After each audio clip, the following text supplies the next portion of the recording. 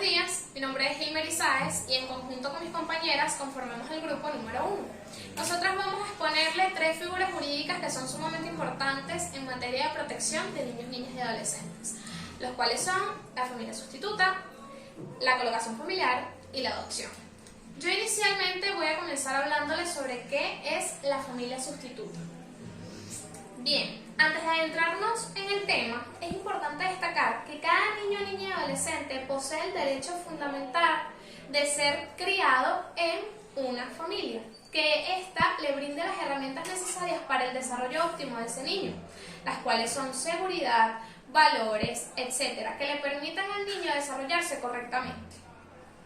Este derecho fundamental lo vemos consagrado en el artículo 26 de la Ley Orgánica para la Protección de Niños, Niñas y Adolescentes, en cual en primera instancia establece que el niño debe desarrollarse o criarse en su familia de origen. Sin embargo, existen casos excepcionales en los cuales esto no ocurre o es imposible que se lleve a cabo. Y aquí es donde entra la figura de la familia sustituta, que es aquella la cual le va a brindar esas herramientas y ese refugio y esa protección a ese niño para que él mismo no se encuentre vulnerado de este derecho que es tan importante. Bien, cuando hablamos del concepto de familia sustituta lo podemos conseguir de igual forma en la Ley Orgánica para la Protección de Niños, Niñas y Adolescentes, específicamente en el capítulo 3 de la familia sustituta.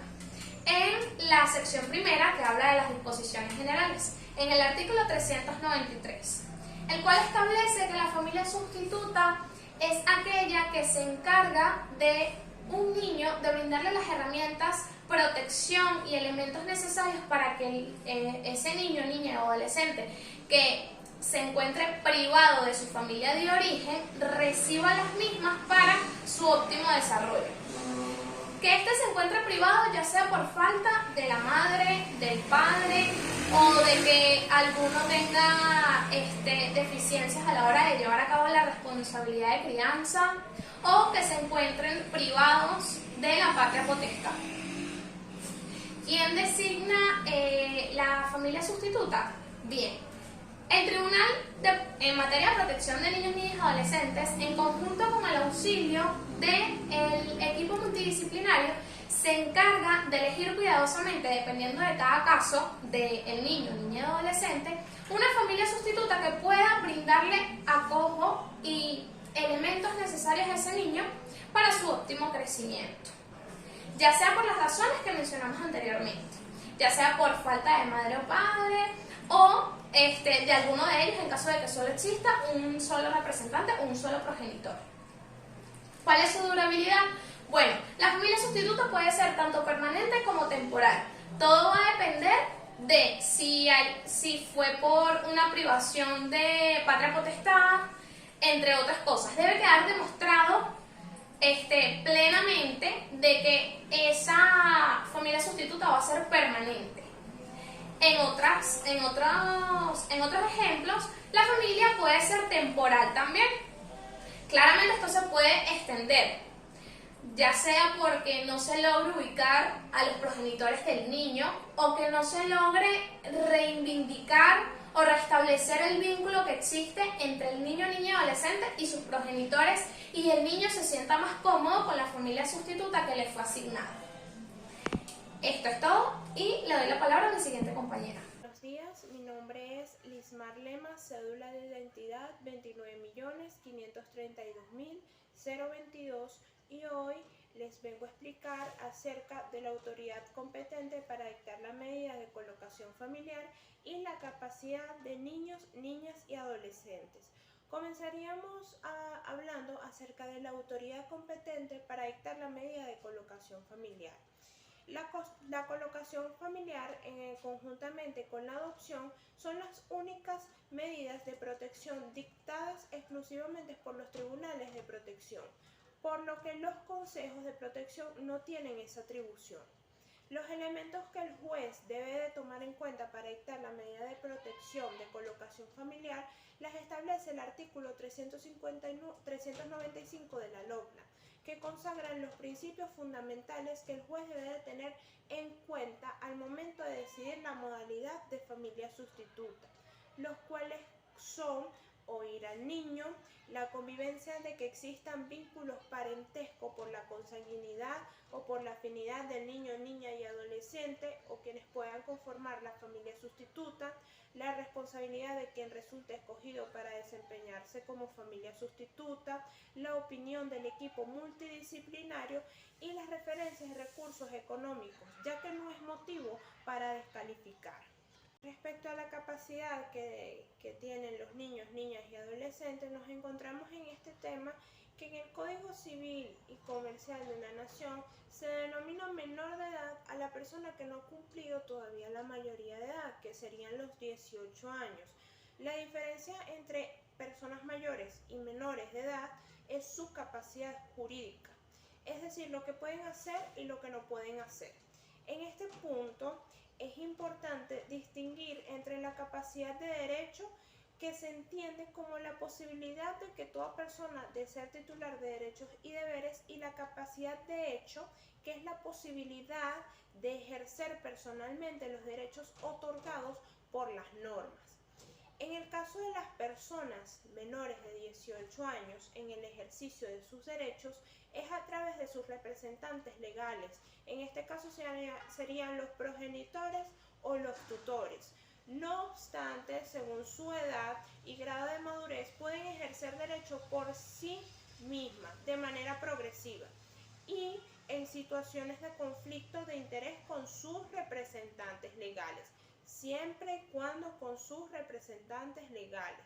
Pueden intervenir con la representación de un abogado o abogada, o solicitar el asesoramiento de las defensorías de niñez y adolescencia.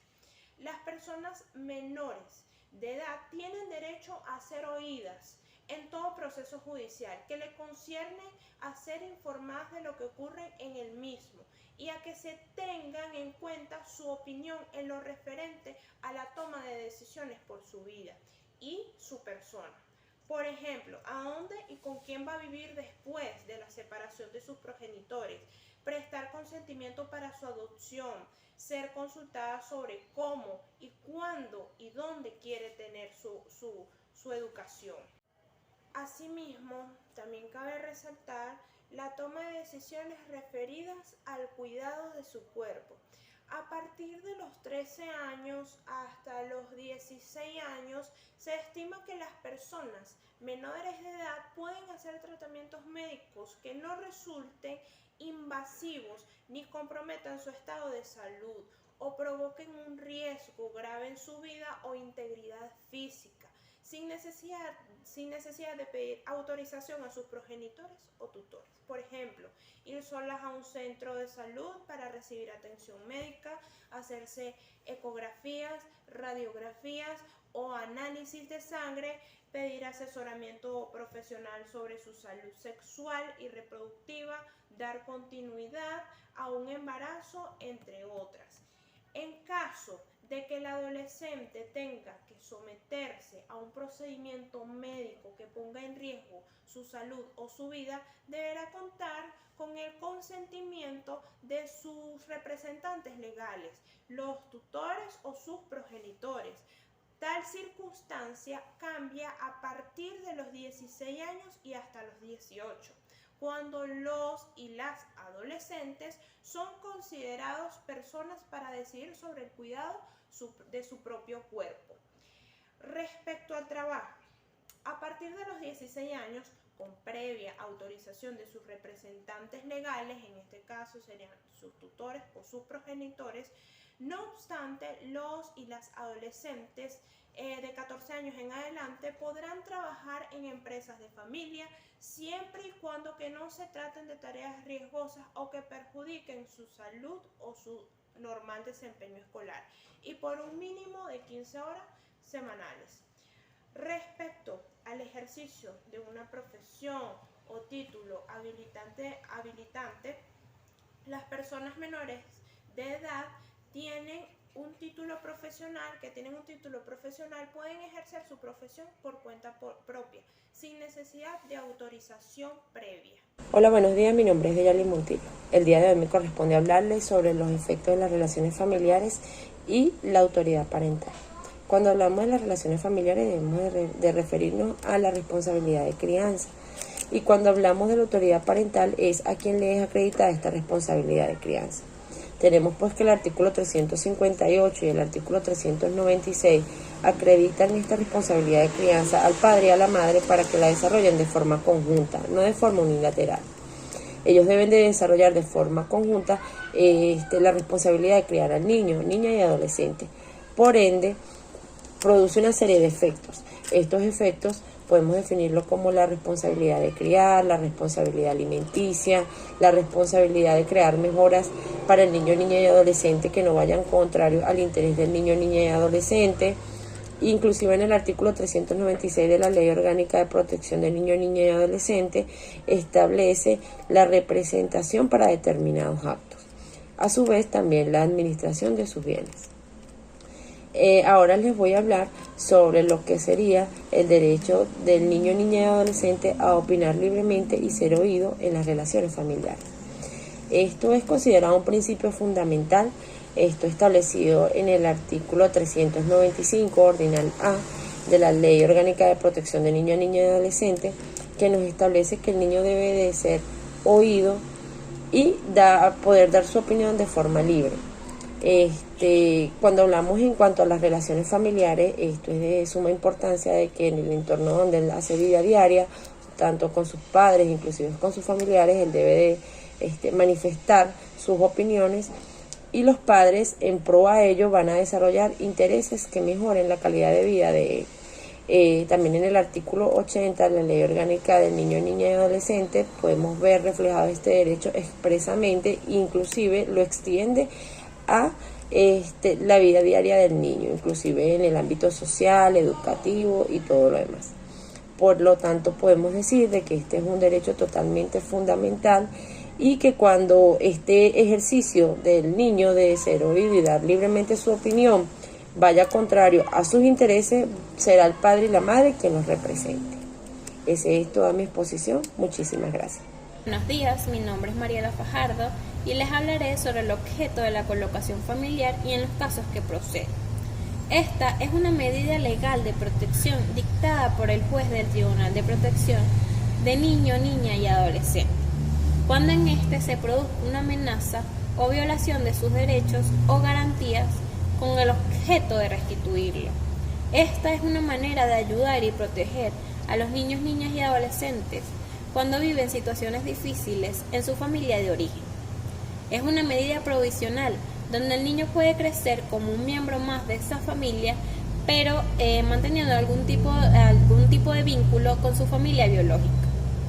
La norma del artículo 75 de la Constitución Bolivariana de Venezuela consagra que los niños, niñas y adolescentes tienen derecho a vivir, ser criados o criadas y a desarrollarse en el seno de su familia de origen, que cuando sea de lo contrario de su interés superior, se le dará derecho a una familia sustituta de conformidad con la ley. Asimismo, en el artículo 26 de la Ley Orgánica para la Protección de Niños, Niñas y Adolescentes, prevé que los niños y adolescentes tienen derecho a vivir, ser criados y desarrollarse en el seno de su familia de origen, que excepcionalmente en los casos que en ellos se les sea imposible o contrario a su interés superior, tendrán derecho a vivir o a ser criados en una familia sustituta de conformidad en la ley.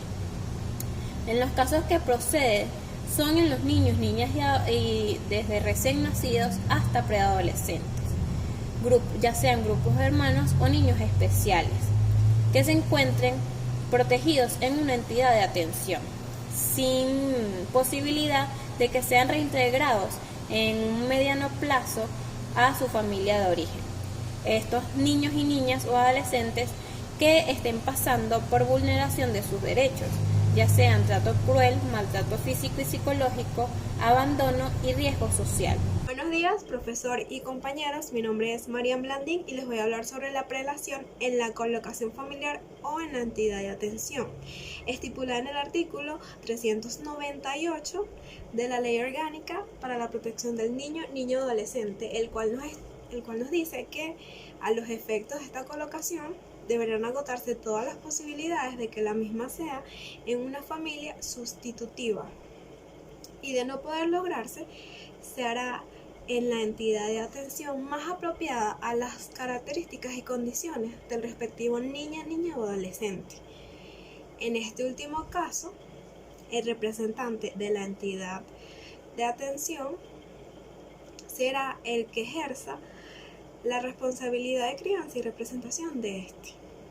A los efectos de la designación del juez o jueza, este tendrá en cuenta el número de niños o adolescentes que se encuentran bajo la responsabilidad de crianza y representación de estas personas pertenecientes a la entidad de atención.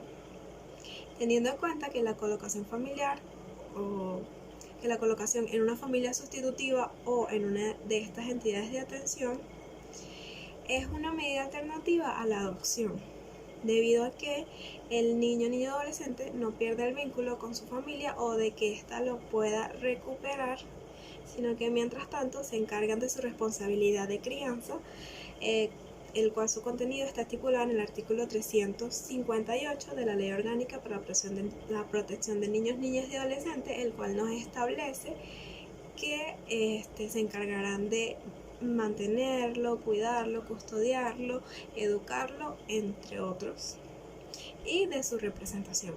Buenos días, mi nombre es Yancy Uzcategui, cédula de identidad 28.332.079. Mi punto a tratar es sobre a quién se le otorga la colocación familiar. La colocación familiar puede otorgarse a cualquier tercero que tenga o no tenga afinidad con el niño, niña o adolescente, siempre y cuando esté demostrado que la persona tiene la capacidad para asumir la responsabilidad de crianza. Esto corresponde a una medida cautelar preventiva, es decir, la misma es temporal y no definitiva. ¿Por qué? Porque es susceptible. Esto quiere decir que la misma puede ser modificada, puede ser revocada y entre otras cosas. ¿Por qué? Porque el Estado siempre va a garantizar que el niño, niña o adolescente esté sujeto a una buena crianza, siempre y cuando, o mejor dicho, preferiblemente, por mamá y por papá, haciendo mención que cuando hablamos de mamá nos referimos al sexo femenino y cuando hablamos de papá nos referimos al sexo masculino.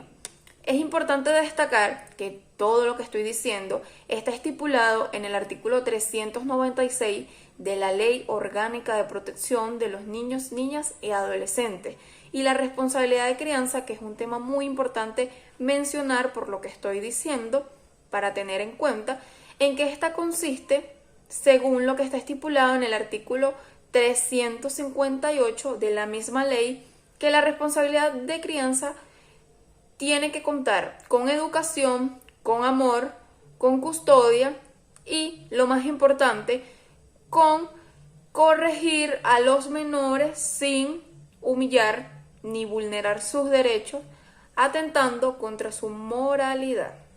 Muy buenos días, soy la estudiante Norki Juseche, cédula de identidad número 29533961. Y el día de hoy me corresponde hablarles acerca del procedimiento a seguir en la colocación familiar o entidad de atención. La colocación familiar es una medida de protección que representa una modalidad de familia sustituta y persigue tutelar los derechos de los niños, niñas o adolescentes que se encuentran por razones de hecho o de derecho privados temporalmente de los guardadores legales. En cuanto a la procedencia de la colocación familiar, de acuerdo al artículo 397 de la LOPNA, alega que la medida procede luego de transcurrido 30 días en medida de abrigo, cuando no se haya resuelto el asunto por vía administrativa. Esto lo podemos encontrar igualmente estipulado en el artículo 127 de la presente ley, cuando sea imposible abrir o continuar la tutela y cuando se haya privado a los padres de la patria potestad o ésta se haya extinguido. La colocación es una medida que solamente puede ser dictada por el Tribunal de Protección, de acuerdo a los artículos 129 y 160, literal B, de la Ley Orgánica para la Protección de Niños, Niñas y Adolescentes. Y representa un asunto de naturaleza contenciosa de acuerdo al artículo 177, párrafo primero, literal H, que se sustancia bajo el procedimiento ordinario, artículo 452. La medida puede ser dictada de forma autónoma dentro de un procedimiento donde se requiere la aplicación de una modalidad de familia sustituta, y entre ellas la medida de colocación. Por ejemplo, por remisión del Consejo de Protección a raíz del vencimiento de la medida de abrigo, artículo 397, literal C. Cabe destacar además que la colocación puede dictarse como una medida preventiva en el curso de un procedimiento que la justifique o como efecto de la sentencia que resuelve otro asunto vinculado con las instituciones familiares. Y es así que en los juicios de privación de patria potestad o responsabilidad de crianza que produzcan como consecuencia que el niño, niña o adolescente queden sin representante legal, deberá acordarse la colocación, salvo que se ordene la apertura de la tutela, que esto se encuentra establecido en el artículo 394, literal A, de la Ley Orgánica para la Protección de Niños, Niñas y Adolescentes. Igualmente, dentro del procedimiento de adopción, durante la vigencia de todo el periodo de prueba, el niño, niña o adolescente permanecerá con los futuros adoptantes bajo medida de colocación familiar, de acuerdo al artículo 424 de la Ley Orgánica para la Protección de Niños, Niñas y Adolescentes. Las personas involucradas en los procedimientos de colocación familiar en sus distintos niveles, desde el primer contacto del niño, niña o adolescente con la institucionalidad hasta la reintegración a sus familias de origen, necesitarán reforzar sus competencias relativas a la niñez, al derecho del niño, niña o adolescente a vivir en familia, a los estándares vinculados a la protección especial y particularmente al contenido, aplicación y efectos de las modalidades del cuidado alternativo del niño, niña o adolescente. Eso fue todo de mi parte. Muchas gracias. Buenos días, mi nombre es Ariadna Lares y voy a hablar sobre la adopción. La adopción es un acto jurídico mediante el cual se crea un vínculo de parentesco entre dos personas, el adoptado y el adoptante, así estableciendo una relación de maternidad y o paternidad bajo sus mismos efectos legales. En Venezuela existen dos tipos de adopción. Existe la adopción nacional y la adopción internacional. La adopción internacional solamente podrá ser solicitada por quienes tienen su residencia habitual en el país. El cambio de residencia habitual solamente tendrá efecto luego de haber pasado un año de haber ingresado en el país con el objetivo de fijar su residencia habitual. La adopción internacional se produce cuando un niño tiene su residencia habitual en un estado y el solicitante tiene su residencia habitual en otro estado al cual será desplazado el niño.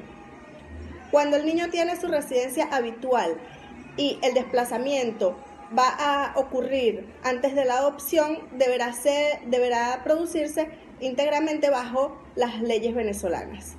Mi nombre es Arián Vidal y voy a hablar de lo que serían las diferencias de edades entre el adoptante y el adoptado.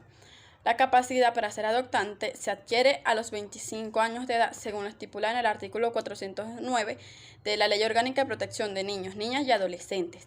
A su vez, en el artículo 408 de esta mencionada ley se encuentra que para ser adoptado debe ser menor de 18 años antes de la fecha en la que se solicite la adopción. Las diferencias de edades tenemos que el adoptante debe ser 18 años mayor que el adoptado. Pasando ahora a lo que sería la adopción conjunta, individual y plena, tenemos que la adopción conjunta es aquella que es solicitada por cónyuges no separados legalmente o por parejas conformadas por un hombre y una mujer en unión estable de hechos. La adopción individual es aquella que puede ser solicitada por cualquier persona que tenga capacidad para adoptar, sin independencia alguna de su estado civil. Y por plena entendemos que todas las adopciones son plenas, según lo establecido en el artículo 411 de la Ley Orgánica de Protección de Niños, Niñas y Adolescentes. Hola, mi nombre es María Bustillo. Prosiguiendo con el tema de lo que sería la adopción, yo les voy a explicar un poco más sobre lo que sería la edad para ser adoptado o adoptada y la capacidad de ser adoptante. Debemos de tener en cuenta la LOPNA, la Ley Orgánica de Protección de Niño, Niña y Adolescente, puesto que en esta ley se estipulan todos los requerimientos, condiciones necesarias para llevarse a cabo este proceso de adopción. Haciendo referencia al primer punto, en el artículo 408 de la misma ley habla o narra sobre lo que sería la edad para ser adoptado o de ser adoptada, la cual no debe ser mayor de los 18 años de edad al momento de que se inicia el proceso de adopción. Por otra parte, en el artículo 409 de la misma ley, estipula de manera clara que la capacidad de adoptante se adquiere desde el mismo instante en que éste sobrepasa los 25 años de edad. Soy Iri García y voy a hablarles sobre el procedimiento para la adopción. Este procedimiento tiene dos fases, una administrativa ante las oficinas adoptantes, las cuales se encuentran adscritas al Instituto Autónomo del Consejo Nacional de Derechos de Niñas, Niños y Adolescentes, y una judicial a través de los tribunales de protección de niños, niñas y adolescentes. Este procedimiento se inicia a través de una solicitud, la cual debe hacerse ante las oficinas adoptantes que se encuentran en el domicilio fijo del solicitante, y la misma puede ser individual, conjunta, escrita o verbal, y debe contener todos los requisitos establecidos en el artículo 494 de la Ley Orgánica de Protección de Niñas, Niños y Adolescentes. Asimismo, se deben consignar los siguientes documentos: copia certificada de la partida de nacimiento tanto de los solicitantes como de las personas a adoptar, cédula de identidad o pasaporte para comprobar su fecha de nacimiento y nacionalidad, y prueba auténtica del estado civil de los solicitantes y de la persona a adoptar, siempre y cuando ésta sea casada. Una vez cumplido con todos estos requisitos, se procederá a realizar las evaluaciones médicas, psicológicas, sociales y legales, tanto del solicitante, con la finalidad de acreditar su idoneidad para adoptar, como de la persona a adoptar para determinar su adoptabilidad. Luego de ello, se abrirá un lapso de prueba de 6 meses, en donde la persona a adoptar convivirá en el hogar de los solicitantes. Durante todo este periodo de prueba se les concederá la colocación familiar y asimismo se les hará un seguimiento. Durante este proceso se pasará el expediente al Tribunal de Protección de Niñas, Niños y Adolescentes, en donde los solicitantes deben presentar ante el juez de sustanciación y mediación la solicitud. Asimismo, se debe notificar al Ministerio Público de dicho procedimiento.